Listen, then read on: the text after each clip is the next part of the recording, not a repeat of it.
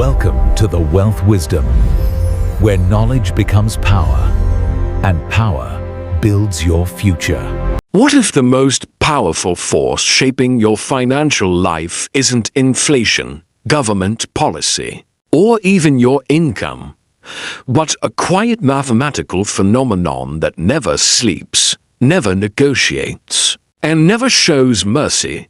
What if the reason most people feel trapped working harder, earning more, yet somehow always falling behind isn't due to bad habits or bad luck, but a system designed to keep you dependent on something you don't fully understand for centuries? Economists, philosophers, kings, and mathematicians have feared one idea more than any war or rebellion. Not taxation, not corruption, not inflation, but compound interest, the silent engine that can build empires or crush entire populations. And today, we're going deeper into its hidden world than most textbooks, documentaries, or financial experts dare to explore. Because the truth is simple. You don't escape compound interest. You obey it, or you get swallowed by it. But this story doesn't begin with modern banks or credit cards. It begins long before calculators, before central banks, before digital economies, at a time when humanity first discovered how powerful time could be when combined with numbers. Imagine ancient Mesopotamia, nearly 4,000 years ago, a civilization built on wheat, barley, and clay tablets. People borrowed grain from temples, expecting to pay it back after harvest. The priests were record keepers as society began using a simple system. If someone borrowed 10 sacks of grain and didn't pay it back, they owed extra the next year, not because of greed, but because grain, left unused, could grow into more grain. So lending became an agreement not just about repayment, but about growth. This was the birth of interest. But something strange happened. Over time, the debts grew faster than the harvests. The math began to outpace human ability. And for the first time in history, leaders realized a haunting truth. Interest grows at a speed nothing in the physical world can match. Every king in that region eventually had to do the same thing: declare a debt jubilee, wiping out obligations because they had grown too large for their citizens to survive. Even early rulers understood something modern societies pretend to ignore. Interest doesn't just make money grow. It makes obligations grow. And compound interest on top of interest grows faster than any resource, any crop, any labor, any real-world production. The moment the principle began compounding, humanity stepped into a mathematical trap that would stretch across millennia. Now fast forward to the Roman Empire. Rome introduced more structured forms of credit. Senators lent money to provinces, generals borrowed to finance campaigns, and merchants financed voyages. Interest became a weapon. But the bigger threat was the multiplier effect. A small debt doubled, then tripled, then grew monstrous, and as the Roman economy expanded, so did borrowing. But Rome faced the same problem Mesopotamia faced. The exponential nature of compound interest overwhelms everything, including armies, emperors, and entire economies. The empire eventually collapsed under enormous financial strain. Taxes rose, debt spiraled, and wealth concentrated at the top. The same pattern we see today. Different era. Same mathematics. Now jump forward to the Middle Ages. The Catholic Church tried banning interest entirely, labeling it a sin called usury. But banning interest didn't stop it only pushed it underground. Merchants created loopholes, governments relied on hidden loans, and banks in Venice and Florence quietly built fortunes by charging interest indirectly. The Medici family, one of the richest families in history, didn't build their empire through trade alone. They mastered the mathematics of compounding. Their bank didn't need swords or armies. It had ledgers and time. By the 1600s, interest had become the backbone of European economies. Nations borrowed to fund wars, trade, expansion, and political ambitions. The Dutch, the first to master government bonds, built the richest society on earth by understanding something everyone else was too slow to notice. If you make interest predictable, people will sell their future for it. And if you structure interest the right way, you don't need to conquer nations with force. Your interest conquers them slowly. Then came a moment that would change the world forever. 1694. The creation of the Bank of England, the first modern central bank. Britain needed money for war, but instead of raising taxes, they borrowed from wealthy merchants who demanded interest. The government promised payments funded by future taxes. For the first time, a nation wasn't just borrowing from its citizens. It was borrowing from the future. And the interest wasn't simple.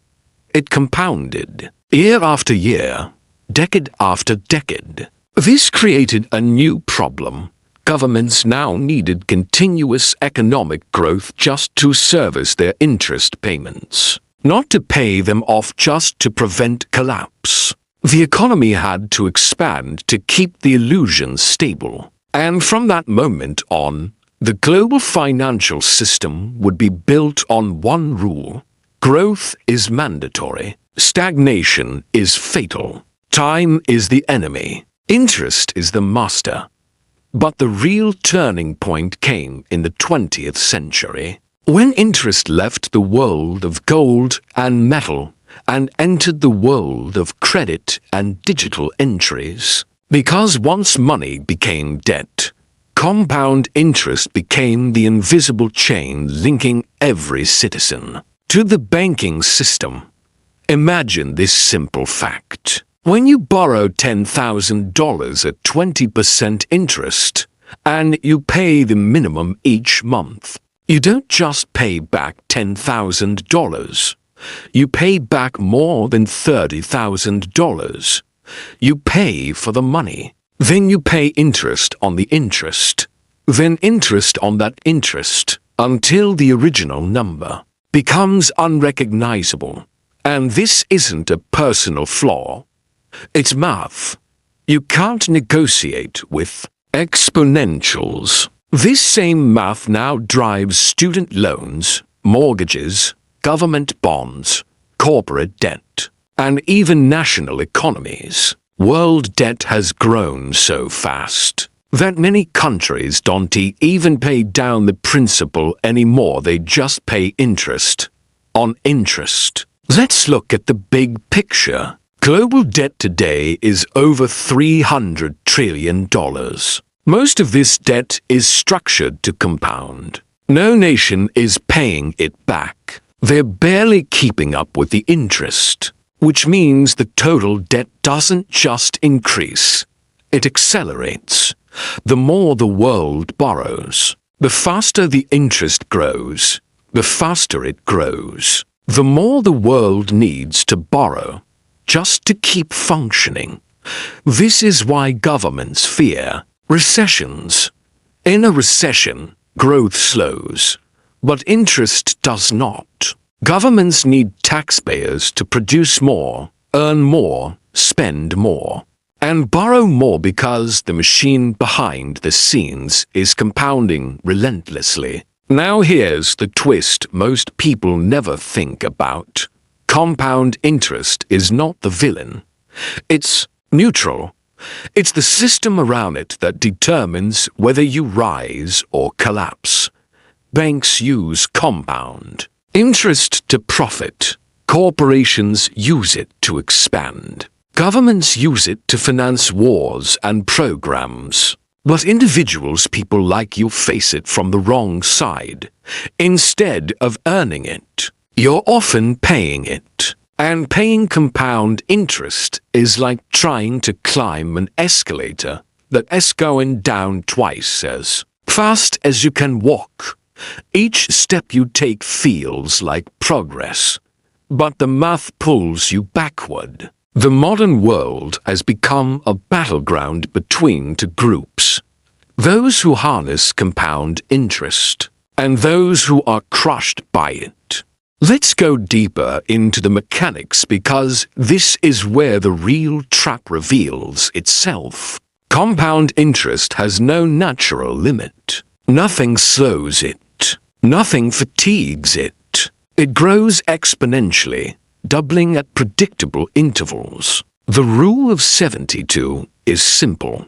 Divide 70 to buy your interest rate. That's how many years it takes for your debt or your investment to double. At 6% interest, debt doubles every 12 years. At 12%, it doubles every 6 years. At 24%, every 3 years. And in credit cards, some charge 29% or more. Think about that. Your debt doubles in less than 3 years. Now zoom out again and apply this to governments. If a nation borrows $1 trillion at 5% interest, the debt becomes $2 trillion in roughly 14 years. If it doesn't grow its economy at the same pace, the burden becomes unbearable. This is why countries manipulate interest rates, print money, or use inflation to reduce the real value of what they owe. Inflation, in many cases, isn't a failure. It's a strategy. Governments use inflation to weaken the crushing power of compound interest. But inflation punishes the public. Your savings lose value while your expenses rise. So the cycle continues. People borrow more to survive inflation.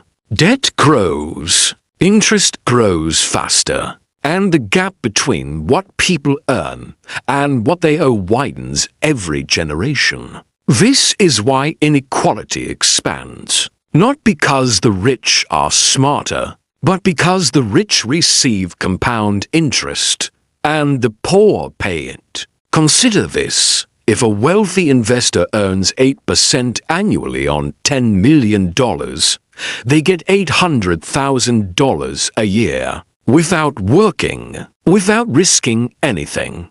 The next year, they earn interest not on $10 million, but on $10.8 million, and then on a larger number, and so on forever.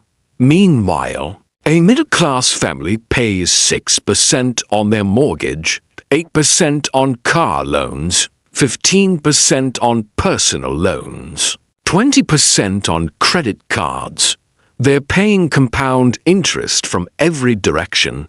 Their money is being transferred upward, mathematically guaranteed. The system isn't broken. It's working exactly as designed. Now, let's explore the breaking point, the moment when compound interest becomes too powerful even for nations. History is full of examples. The Weimar Republic, Zimbabwe, Argentina, Greece, Venezuela, all collapsed. Under the same pattern, debt expands, interest compounds. The math becomes impossible. So, governments print money. Inflation explodes, currency collapses, people suffer, and the cycle resets with a new currency or new debt. In every case, compound interest played a hidden role behind the scenes, accelerating the fall. But what about today? Are we approaching a similar point? Modern governments face unprecedented levels of debt. Interest rates are rising. Inflation is unpredictable. Global borrowing is outpacing global production. And technology, automation, and stagnating wages are limiting the growth needed to feed the compounding machine. The world is entering a phase where the math stops adding up. A point where the compounding speed of debt overtakes economic reality.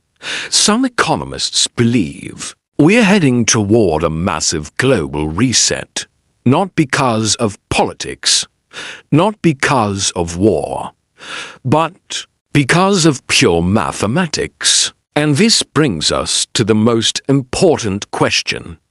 Why can't you escape compound interest? Because every part of your life is structured around it. Your mortgage, your car loan, your credit card, your student loans, your government's debt, your currency, your cost of living, your taxes, all are shaped by the relentless force of compounding. You're surrounded by it. You're influenced by it. You're indebted through it. Unless you flip roles, unless you move from paying compound interest to earning it, you remain inside the machine. So what can you do? How do you fight mathematics? First, you don't. You align with it. Because you can't defeat compounding, but you can make it fight for you. Here are your 3 takeaways. First, compounding is neutral. It's neither good nor bad. It rewards those who start early, stay consistent, and invest in appreciating assets. And it punishes those who rely on debt to survive. Second, your greatest enemy isn't banks or governments. It's time. Every delay in paying off bad debt makes compound interest stronger.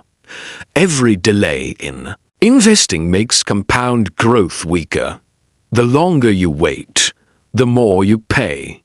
Third, your goal isn't to escape the system. It's to reposition yourself inside it. Shift from borrower to owner, from payer to investor, from consumer to producer, from victim of compounding to beneficiary of it. And now, the warning. The next decade will be defined by compounding forces, global debt, rising interest rates, population shifts, automation, and inflation. Those who understand how compounding works will adapt. Those who ignore it will be overwhelmed by it. If you take anything from this video, let it be this. Compound interest is the most powerful force in finance. You either harness it, or it harnesses you. If this opened your eyes, make sure to like the video so it reaches more people trapped in the system without understanding why. Share this with someone who's drowning in debt. And subscribe if you want to dive deeper into the hidden mechanics shaping your money, your future, and your freedom.